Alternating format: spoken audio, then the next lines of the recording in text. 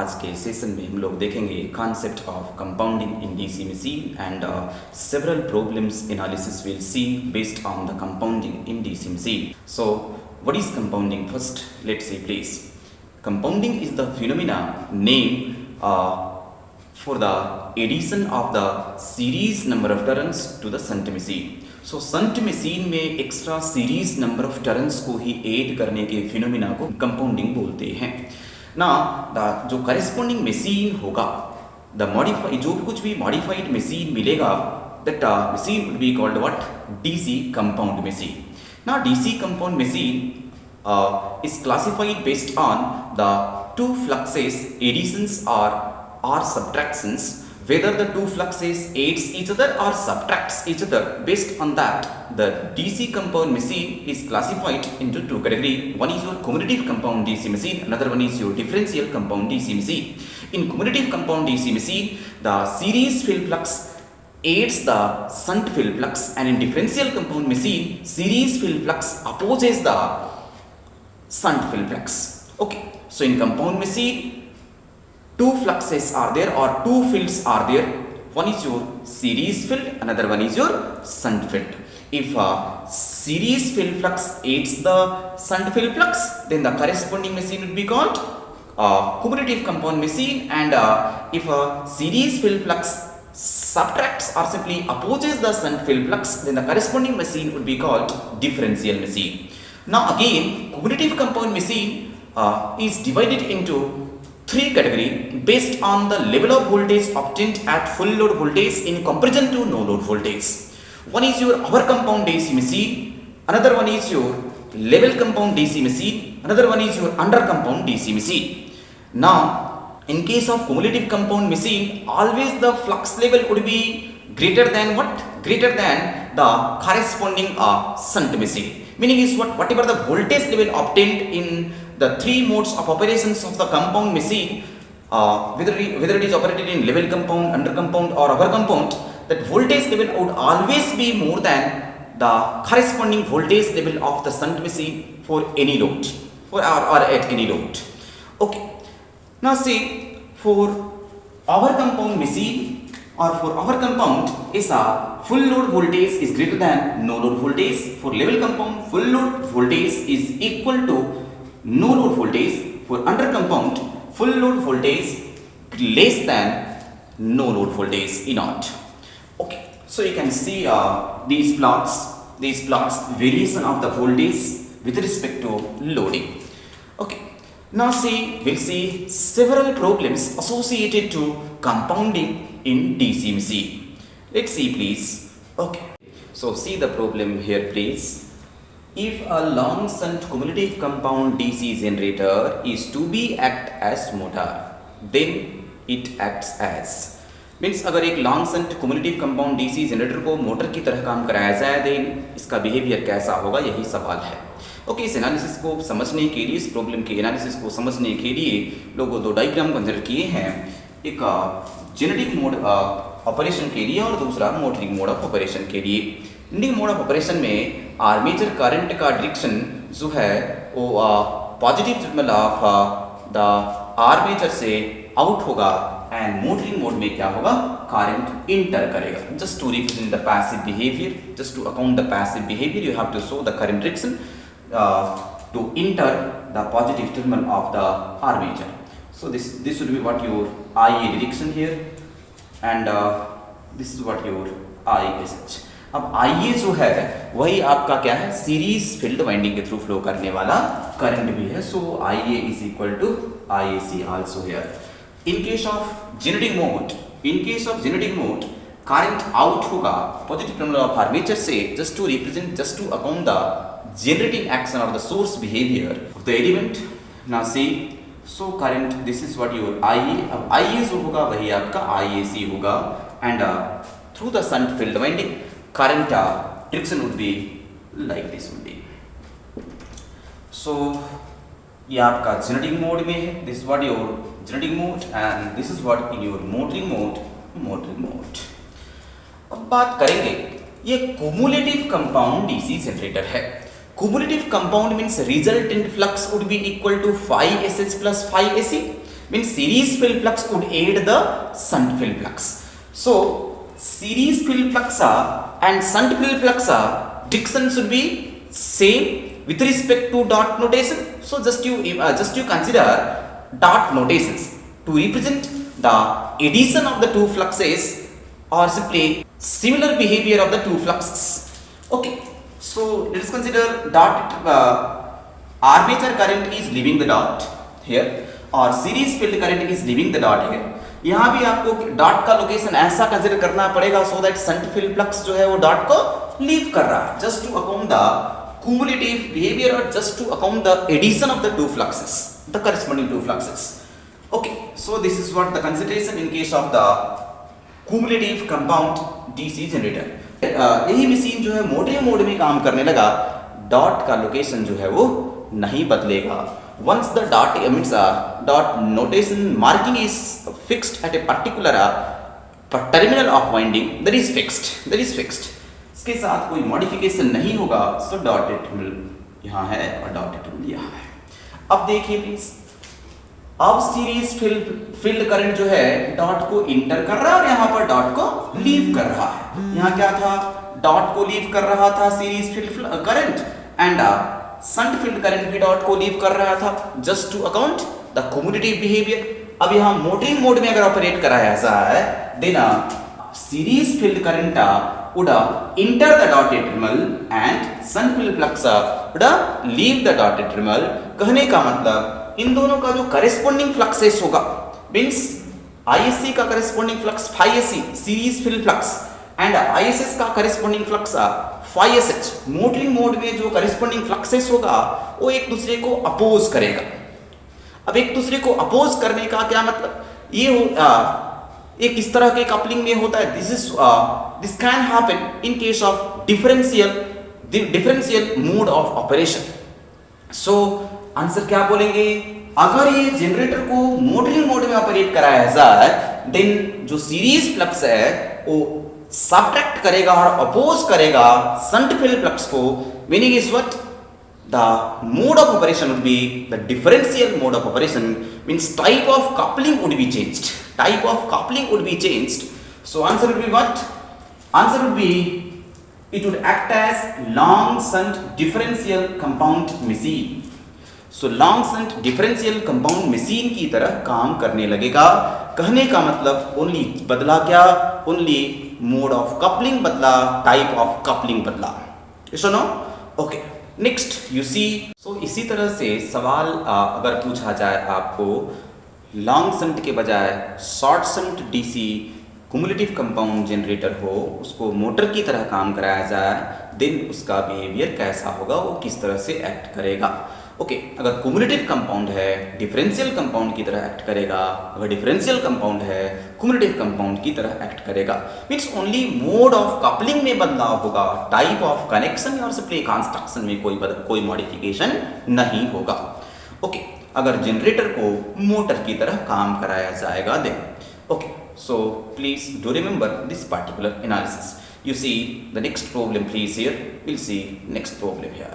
इसी सवाल में बोला जाए ये long shunt cumulative compound DC motor है और इसके सप्लाई टर्मिनल को रिवर्स कर दिया जाए. सप्लाई टर्मिनल पे को रिवर्स किया जाए देन इसका बिहेवियर कैसा हो. सो अगर सप्लाई टर्मिनल का रिवर्स कर दिया जाए then the current direction would be changed.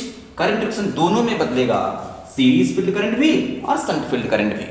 अब सीरीज फील्ड करंट और शंट फील्ड करंट दोनों का डायरेक्शन बदल जाएगा. मींस सीरीज फील्ड फ्लक्स और शंट फील्ड फ्लक्स दोनों का डायरेक्शन साइमल्टेनियसली बदल जाएगा.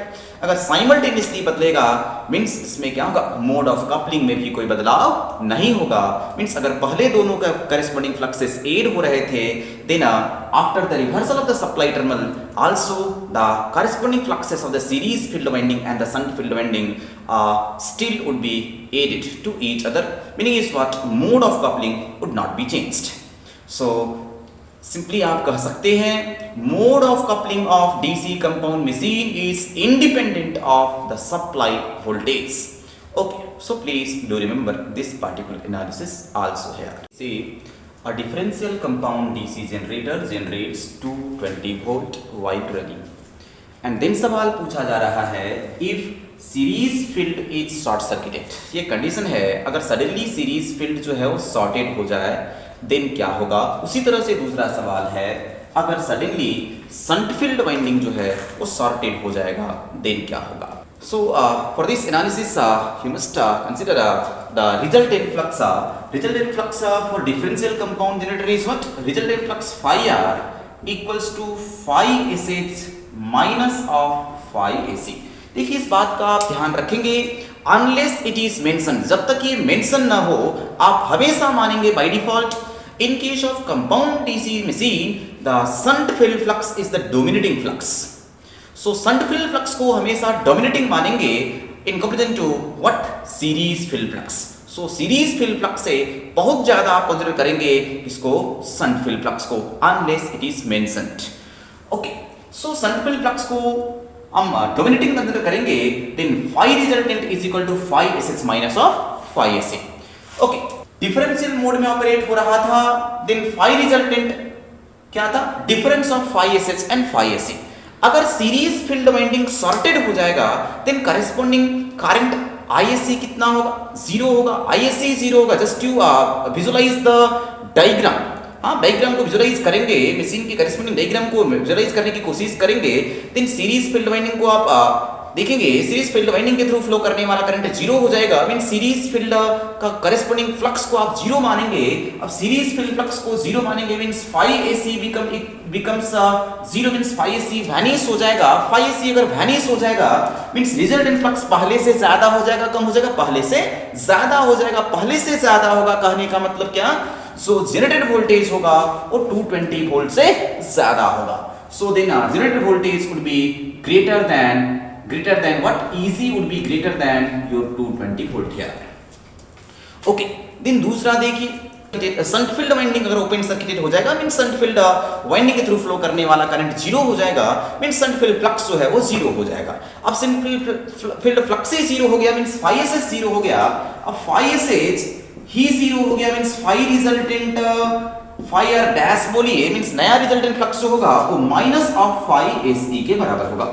Minus of phi SE means what? जो कुछ भी फ्लक्स है वो फाई एसई के बराबर। Phi SE although is very small in comparison to what? Phi SH. So flux तो बहुत घट जाएगा, फ्लक्स बहुत कम हो जाएगा, रिजल्टेंट फ्लक्स जो है पहले से बहुत ज्यादा कम हो जाएगा। उसके साथ साथ फ्लक्स का जो डायरेक्शन है वो रिजल्टेंट पहले के रिजल्टेंट फ्लक्स के डायरेक्शन से अपोजिट हो जाएगा, मींस रिवर्स हो जाएगा। अब रिजल्टेंट फ्लक्स अगर एग्जिस्टिंग फ्लक्स और एग्जिस्टिंग रिजल्टेंट फ्लक्स से अपोजिट हो जाएगा कहने का मतलब पॉसिबिलिटी क्या है? पहले अगर वोल्टेज बिल्डअप प्रोसेस संभव था, पहले के केस में वोल्टेज बिल्डअप प्रोसेस अगर संभव था उस समय ऑब्वियसली रहा होगा रिजल्टेंट फ्लक्स का डायरेक्शन रेसिडुअल फ्लक्स के डायरेक्शन को मैच कर रहा होगा और रिजल्टेंट फ्लक्स जो है वो ऐड कर रहा होगा रेसिडुअल फ्लक्स को। लेकिन इस स्थिति में क्या होगा? Here minus sign representing the opposite direction of the resultant flux here. So अभी की स्थिति में जो रिजल्टेंट फ्लक्स है वो रेसिडुअल फ्लक्स को अपोज करने वाला होगा, मींस रेसिडुअल फ्लक्स को नलीफाई करके जीरो कर सकता है। Meaning is what? Voltage buildup process ही संभव नहीं होगा। Means simply here no voltage build-up process would be there and simply you can say no voltage build-up or simply generated voltage would be equal to zero. Simply the answer would be zero or simply no voltage build-up. Easy equals to zero or simply no voltage build-up here, as it is not satisfying the conditions required to be satisfied for voltage build-up process in self-excited DC generator. Okay. See the next again. So इसी सवाल में अगर रहता ये mention किया रहता कि series field flux से डोमिनेटिंग फ्लक्स है, mean shunt field flux dominating होने के बजाय सीरीज फील्ड फ्लक्स ही डोमिनेटिंग है, देन एनालिसिस आप इस तरह से करते phi resultant would be equal to phi SE minus phi SH. मतलब आप मान लेते फाई एसई ही ज्यादा है फाई एसएच से। Here you should consider phi SE is much greater than phi SH. अगर ये सवाल पूछने वाला कह देता series field flux is dominating flux here, then you can write the expression, you can write the relationship between phi resultant phi sh and phi ac like this only. So phi resultant is equal to phi ac minus phi sh. देखिए अगर series field winding को short circuit कर दिया जाए, mean series field winding को short कर दिया जाए। सीरीज फील्ड वाइंडिंग अगर शॉर्टेड हो जाएगा means this would be vanishes 5c vanishes 5c vanishes means 5r equals to minus of 5sh। अब minus of 5sh means what, phi resultant जो है वो बहुत कम हो जाएगा, और फाई रिजल्टेंट कम होने के साथ साथ उसका जो डायरेक्शन है जिस डायरेक्शन में होना चाहिए था, जिस डायरेक्शन में होने से रेसिडुअल फ्लक्स को ऐड करता, एक्चुअली उसके अपोजिट डायरेक्शन में हो जाएगा। मीन सिंपली यहां पर वोल्टेज बिल्डअप प्रोसेस फेल हो जाएगा। Meaning is what, answer would then become 0, answer would then become 0। So यहां पर कह सकते हैं as a conclusion that in DC compound machine, if the dominating flux becomes zero, then simply voltage build-up process fails or EG become equal to 0. Okay, इसी में दूसरा देखिए please, अगर शंट फील्ड फ्लक्स को 0 कर दिया जाता, मतलब simply the least dominating flux or simply lesser magnitude of the flux जो है वो 0 हो जाए, मीन्स शंट फील्ड को ओपन करने से फाई एस एच 0 होने से क्या होगा, phi R equals to phi S C, phi R अभी भी पॉजिटिव होगा। फाई आर अभी भी पॉजिटिव कहने का मतलब अभी भी जो फ्लक्स रिजल्टेंट फ्लक्स होगा और रेसिडुअल फ्लक्स को ऐड होगा, अभी भी वोल्टेज बिल्डअप प्रोसेस होगा, वोल्टेज बिल्डअप प्रोसेस होगा, और अभी जो रिजल्टेंट फ्लक्स का डायरेक्शन है उसमें कोई पहले से बदलाव नहीं आएगा, रिजल्टेंट फ्लक्स का डायरेक्शन जो है वो सेम होगा। अब इसलिए रोटेशन के साथ कोई छेड़छाड़, कोई मॉडिफिकेशन की चर्चा नहीं की गई है। सो रोटेशन का डायरेक्शन भी सेम आप मानेंगे, you know E proportional to what, phi into omega, means phi into speed, flux into speed. Flux के डायरेक्शन में कोई बदलाव नहीं है, पॉजिटिव मानेंगे, ओमेगा के डायरेक्शन में कोई बदलाव नहीं, पॉजिटिव मानेंगे, positive into positive, meaning is what, still the EMF will be induced, with the same polarity as before। पहले जिस पोलरिटी के साथ EMF इंड्यूस्ड हुआ था, EMF जनरेट हुआ था, उसी पोलरिटी के साथ अभी भी EMF जनरेट होगा, बट पहले से ज्यादा या पहले से कम, ऑब्वियसली पहले से ज्यादा होगा, बिकॉज हाई एसएच 0 होने से रिजल्टेंट फ्लक्स जो है वो पहले से इंक्रीज कर जाएगा। रिजल्टेंट फ्लक्स इंक्रीज कर जाने से क्या होगा, E में इंक्रीमेंट होगा। So here now in this case EG would be greater than 220 volt. Okay, provided that Phi AC is the dominating flux here, ये सवाल पूछने वाला देगा, तभी आप एनालिसिस इस तरह से करेंगे। सो एज ए कंक्लूजन आप क्या कह सकते हैं, डीसी कंपाउंड मशीन में अगर डोमिनेटिंग फ्लक्स जो है वो 0 हो जाएगा, then simply the generated voltage become 0 और simply voltage buildup process fails. और उसी तरह से अगर लेसर मैग्नीट्यूड ऑफ फ्लक्स जो है और अदर देन डोमिनेटिंग फ्लक्स 0 होगा, देन वोल्टेज बिल्डअप प्रोसेस होगा, और वोल्टेज बिल्डअप प्रोसेस जो होगा उस केस में जो वोल्टेज जनरेट होगा वो more than the previous rated voltage होगा। एंड ये आप ध्यान रखेंगे, जो कंपाउंड मशीन है वो कैसा कंपाउंड मशीन है, डिफरेंशियल कंपाउंड मशीन है, तभी आप एनालिसिस इस पार्टिकुलर वे में करेंगे। Okay, thank you, will see next session again.